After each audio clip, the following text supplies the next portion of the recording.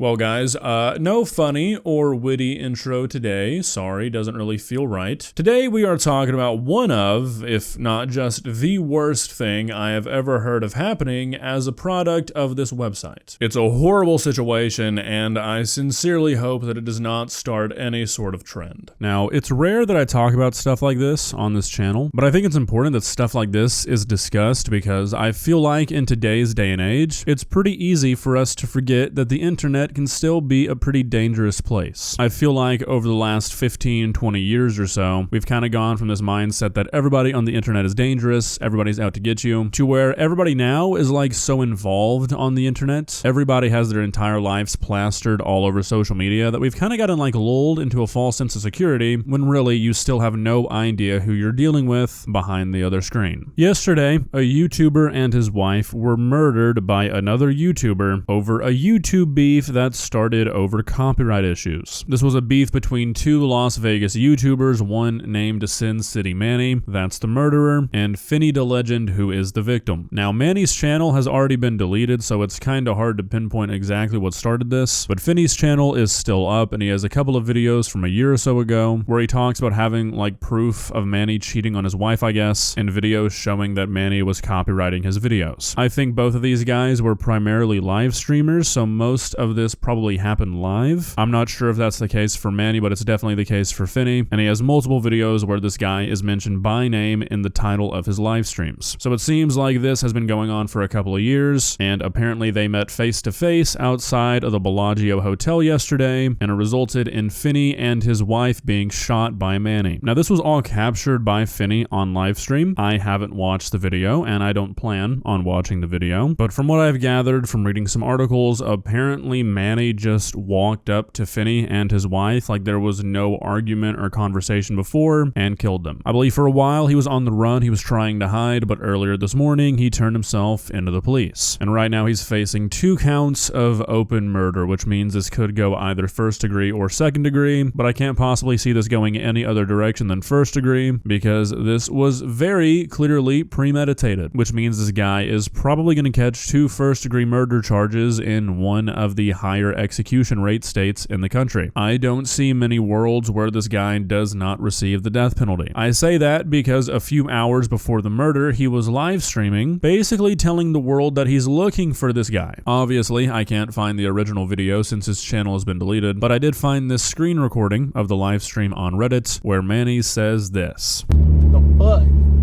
I went through every fucking casino there is. I heard there's one of my biggest fans here in fucking town. I was dying to see him. I'm fucking dying to see him. What are we doing, fuel bar tonight? Is that what we're doing? I'll fucking be there. I'll fucking be there. You better fucking believe it. You come to my city and think I'm not gonna show up? You fucking think I'm not gonna show up? I should have been the first one to be told. Right? Somebody should have sent me my invite. Mr. Marquez.